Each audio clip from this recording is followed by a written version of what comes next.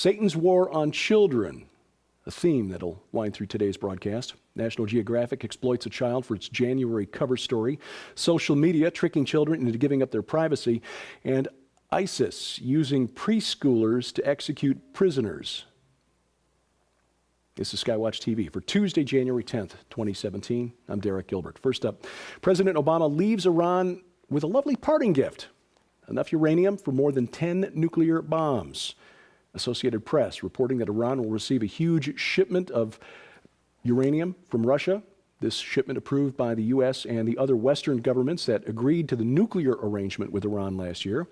The deal to keep Iran committed to this nuclear deal. Two senior diplomats told the AP that the transfer was agreed to by the U.S., 5 other world powers. This could be as much as 130 tons of uranium, natural uranium. In exchange, Iran will ship about 44 tons of heavy water to Russia.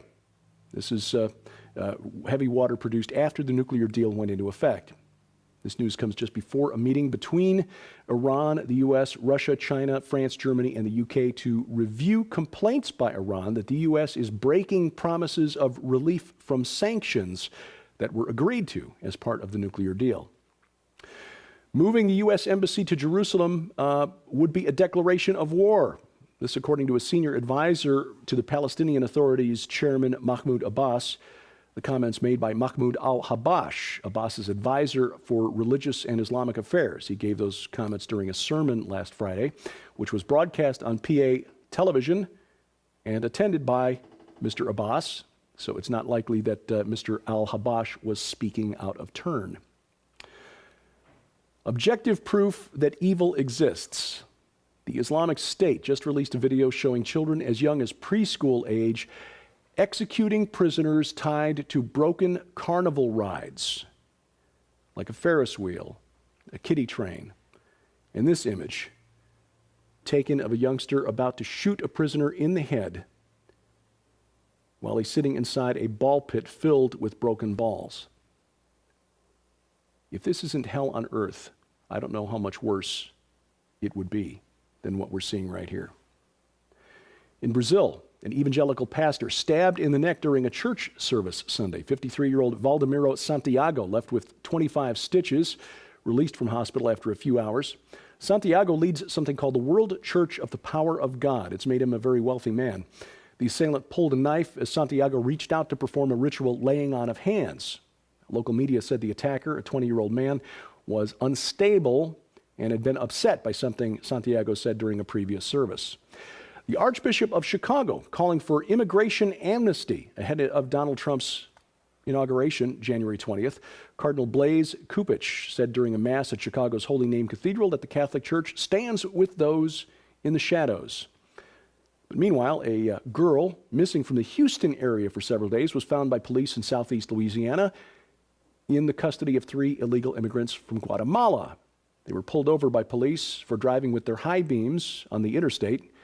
This, according to police, was a situation where the girl may have been trafficked, in other words, sold into child prostitution.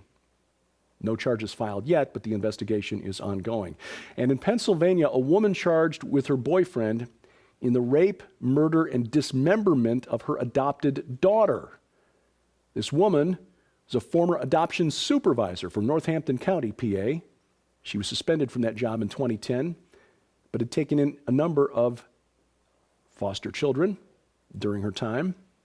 41-year-old Sarah Packer and her boyfriend, Jacob Sullivan, charged in Bucks County, Pennsylvania, in the brutal death of 14-year-old Grace Packer, who was reported missing last July. Sarah Packer adopted Grace in the summer of 2004. Prosecutors say Packer and Sullivan acted out a rape and murder fantasy. She's charged with homicide, rape, conspiracy, kidnapping, and abuse of a corpse. And police said Packer's former husband, David Warren Packer, was charged in 2010 by police in Allentown, Pennsylvania, in 2 separate child abuse cases. He pleaded guilty to the charges in both cases. Remember, Sarah Packer, according to police, adoption supervisor and former foster parent. They said she fostered at least 7 children since 2004. I have to wonder if there isn't more to this story that we just haven't learned yet. Coming up, the federal government moves to exercise more control over future elections. That and more straight ahead on SkyWatch TV. Finally, a book that helps you make sense of the hard-to-understand parts of the Bible. SkyWatch TV is proud to offer The Unseen Realm by ancient language and Bible scholar Dr. Michael S. Heiser. He takes you into the world of the men who wrote the Bible under the inspiration of the Holy Spirit, and by understanding their worldview, you will better understand some of the weird parts of the Bible. Like, why was it so important to mention giants in the Old Testament? And why did Peter and Jude reference the angels who created them in the New Testament? The supernatural war between God and the fallen angels is real. The Unseen Realm helps you understand the way the apostles and prophets saw that war. And when you order The Unseen Realm from SkyWatch TV, we will add these two books free: The Supernatural Worldview by Chris Putnam and G.H. Pember's classic Earth's Earliest Ages. Order The Unseen Realm now by calling the number on your screen or log on to skywatchtvstore.com. The other shoe dropped in the Russian hacking story Friday. Department of Homeland Security Chief Jay Johnson, just after a report by the intelligence community in which they briefed President-elect Donald Trump, Jay Johnson declared election systems, American election systems, critical infrastructure. He gave 30 minutes notice to the National Association of Secretaries of State and the U.S. Election Assistance Commission. Secretaries of State of the 50 states are the ones responsible for running elections in the states. This move would give the Department of Homeland Security power to conduct security checks of elections, but state and local officials are critical, seeing as how this offers the potential for more federal regulation, oversight, or control over the election process. In fact, some are saying that this flat out amounts to a power grab on Obama's way out the door. Secretary Johnson suggested he might make this move back in August after the first news reports of Russian hacking went public. But after pushback from the states, he put off the move until after the election. Again, election infrastructure is considered critical by the Department of Homeland Security, as defined by DHS, includes storage facilities, polling places, vote tabulation locations, plus technology like voter registration databases, voting machines, and other systems used to manage the election process. Now, there's some media outlets saying that this will be used by the federal government to overturn the election of Donald Trump. That's not going to happen. But it could be used to guarantee federal control over future elections. And of course, from a security standpoint, not such a wise move, because it could conceivably wind up with just one point of access for hackers if the federal government is controlling elections in all 50 states, instead of the current system in which all 50 states would have to be penetrated for some hacker group to actually have some impact over election results. Senate Democrats began a night-long protest of Republican plans to dismantle Obamacare Monday night. They kicked it off by asking voters to reach out to their senators. Senator Bernie Sanders, speaking on behalf of you and me, the American public, told Republicans that they are not going to throw 20 million people off health insurance. Speaking as an American who was thrown off of health insurance because of the high cost of Obamacare, well, this is a family-friendly program. We'll just let that go. That said, Donald Trump is backing away from a promise to repeal Obamacare, at least immediately upon taking office. Kentucky Senator Rand Paul apparently convinced the president-elect to wait until something is in hand to replace Obamacare. The two talked by phone Friday night. Hopefully, Trump, Senator Paul, and other senators working on a replacement for Obamacare will get the rest of the GOP off the schneid and get it done quick. And Nancy Pelosi showing a remarkable disregard for history, especially history that can be, like checked, because we have this thing these days called the worldwide interwebs, said that the passing of Obamacare was bipartisan, that only tweaks were made to the legislation during the reconciliation budgetary process.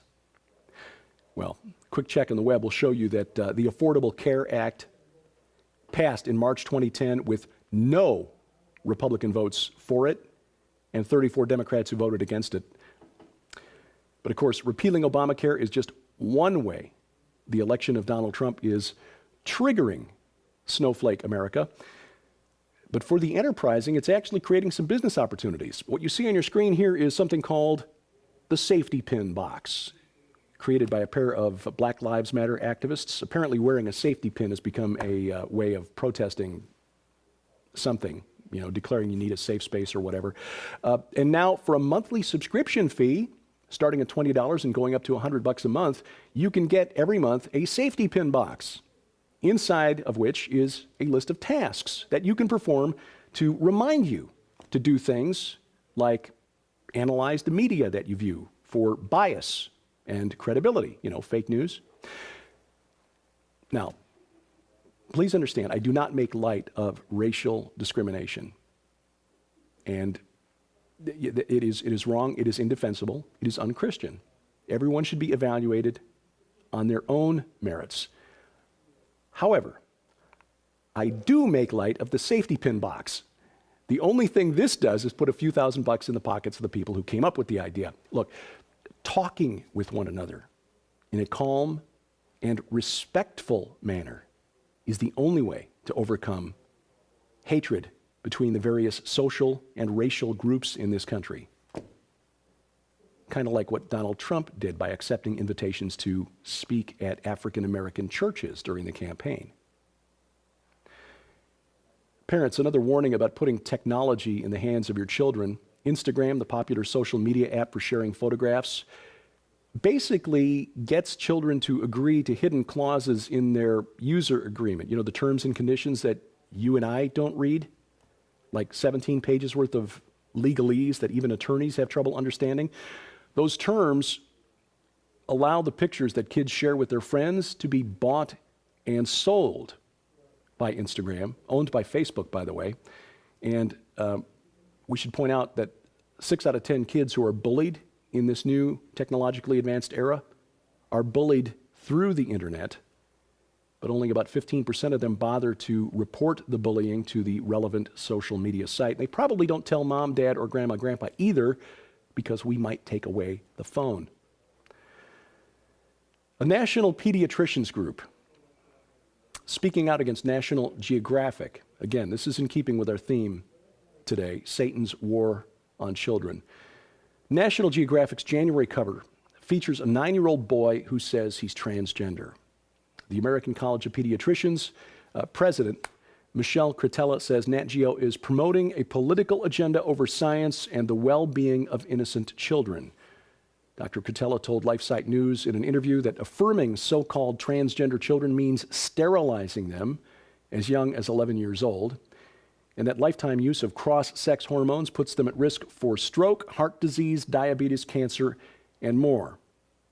She added that enabling a child to become a transgender is not only harmful, it's based on illogical reasoning. Quote, when a child under the age of 12 thinks they are the opposite sex and is allowed to naturally pass through puberty, 75 to 95% of the time, 75 to 95% of the time, that child will accept his or her biological sex by late teen years. In other words, if you let it go, instead of reinforcing this gender dysphoria, it goes away. In my personal view, the editors and the publisher of National Geographic should be prosecuted for exploitation of a child, child abuse, child endangerment. I say that because, as we've talked before in this program, statistics put out by LGBT activists themselves show that 41% of people who identify as transgender will attempt suicide at some point during their lives. Encouraging a child to pursue that life is putting that child at risk. Well, in case you missed it, an asteroid just missed us Sunday night, and they only discovered it on Saturday. University of Arizona spotted it. It's got the creative name 2017 AG-13. The rock estimated at 50 to 111 feet in length, moving at about 9.9 miles per second. It came within about half the distance of the Earth to the moon of the Earth. If it had hit, scientists say it would have exploded in the air probably about 10 miles up. So even though it would have released about 700 kilotons of energy, which is dozens of times more powerful than the bomb dropped on Hiroshima, the effect on the ground would have been minimal. But it will make another close pass December 28th of this coming year. And finally, the demand for safe spaces and trigger warnings in college has finally jumped the shark. The University of Glasgow is giving trigger warnings to students in a Bible course, warning them before they're shown images of the crucifixion, and giving students permission to skip those lessons if such images or the thought of someone being crucified is too upsetting. Can we agree that if the thought, the concept of the most important event in the history of Christianity, and arguably the history of the world, is too upsetting for you to deal with, that you are not qualified to be a Bible scholar? Drop the course, take something else. You'll find us online at skywatchtv.com. Links to all of our social media sites are there. My website and all of my social media sites at derekpgilbert.com. Thank you for watching as we keep watch. I'm Derek Gilbert, and this is SkyWatch TV.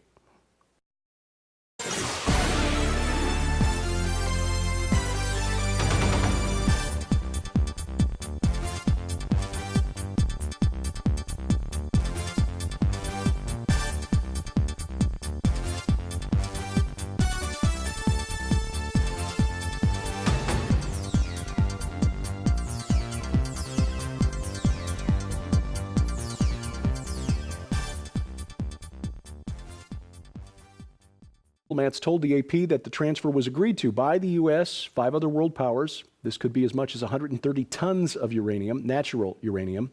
In exchange, Iran will ship about 44 tons of heavy water to Russia. This is heavy water produced after the nuclear deal went into effect.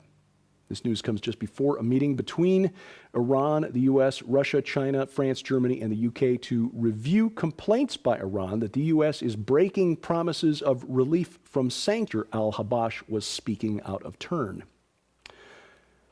Objective proof that evil exists.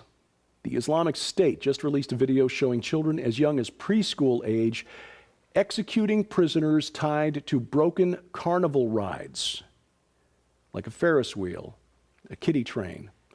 And this image, taken of a youngster about to shoot a prisoner in the head while he's sitting inside a ball pit filled. This is SkyWatch TV for Tuesday, January 10th, 2017. I'm Derek Gilbert. First up, President Obama leaves Iran with a lovely parting gift, enough uranium for more than 10 nuclear bombs. Associated Press reporting that Iran will receive a huge shipment of uranium from Russia. This shipment approved by the U.S. and the other Western governments that agreed to the nuclear arrangement with Iran last year. The deal to keep Iran committed to this nuclear deal. 2 senior diplomats.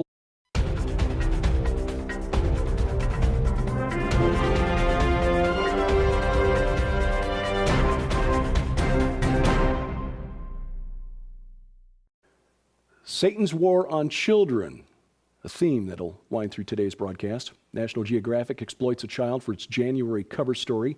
Social media tricking children into giving up their privacy. And ISIS using preschoolers to execute prisoners. Actions that were agreed to as part of the nuclear deal. Moving the U.S. Embassy to Jerusalem would be a declaration of war. This according to a senior advisor to the Palestinian Authority's chairman, Mahmoud Abbas. The comments made by Mahmoud al-Habash, Abbas's advisor for religious and Islamic affairs. He gave those comments during a sermon last Friday, which was broadcast on PA television and attended by Mr. Abbas. So it's not likely that Mr.